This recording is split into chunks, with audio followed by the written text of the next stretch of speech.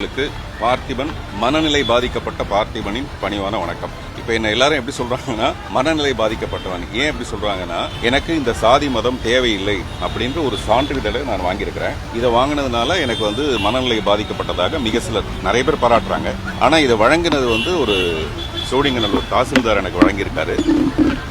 மாண்புமிகு நீதியரசர் என்னை பாராட்டி இதை எனக்கு கொடுத்திருக்காரு.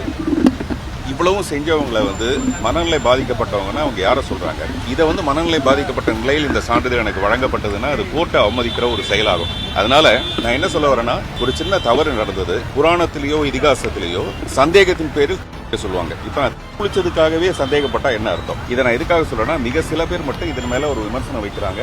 அப்படி ஒரு விமர்சனம் தேவையில்லை. இப்ப கூட ஜட்ஜ் அவர்கள் என்ன பாராட்டும் போது, நல்லவனா இருக்கிறது கூட இந்த நாட்டில் ஒரு சர்டிபிகேட் தேவைப்படுது போல இருக்கு அப்படிங்கிற ஒரு வார்த்தையோட எனக்கு இந்த சர்டிபிகேட்டை வழங்கி இருக்காரு. அதனால மேற்கொண்டு இது சம்பந்தமான விமர்சனங்கள் இல்லாம இந்த ரிசர்வேஷன் மூலமா இந்த மக்களுக்கு ரொம்ப தேவைகள் இருக்கு. அந்த ஒரு மட்டத்துல இருந்து இன்னொரு மட்டத்துல உயர்றதுக்கு அவங்களுக்கு தேவை இருக்கு. அவங்க இதை பயன்படுத்திக்கலாம். எதை சாதி மதம் தேவை. நான் நேற்று ரிஜிஸ்டர் ஆபீஸ்ல இந்த சர்டிபிகேட் வாங்கும்போது எனக்கு பேரலா நான் இந்த சாதின்னு ஒரு சான்றிதழ் ஒருத்தர் வாங்குறாங்க. அது சுலபமா இருக்கு. எனக்கு சாதி இல்லைன்னு சொல்லி நான் ஒரு சான்றிதழை வாங்குறதுக்கு நான் கோர்ட் வரைக்கும் வர வேண்டியதா இருக்கு.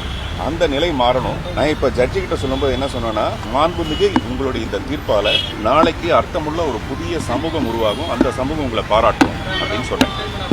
எனக்கு பின்னாடி ஒரு பெரிய இளைஞர்கள் கூட்டம் இந்த மாதிரி எனக்கு சாதி இல்லை மதம் இல்லை அப்படின்னு சொல்றதுக்கான ஒரு பெரிய கூட்டமே ஃபார்ம் ஆயிருக்காங்க. எதுக்காக சொல்றேன்னா, சாதி மதம் வேறுபாடு இல்லாத ஒரு சமுதாயத்தை உருவாக்கணும் எல்லா தலைவரும் சொல்றாங்களே தவிர, அப்படி நம்ம ஒரு விஷயத்தை ஆரம்பிக்கும் போது எதுக்காக சில எதிர்ப்புகள் வருதுன்னு எனக்கு தெரியல. அதை தெளிவுபடுத்திக்கிட்டு அந்த அன்பான நண்பர்கள் கிட்ட தொடர்ந்து இது சம்பந்தமான விமர்சனங்கள் எதுவுமே தேவையில்லைன்னு நான் நினைக்கிறேன்.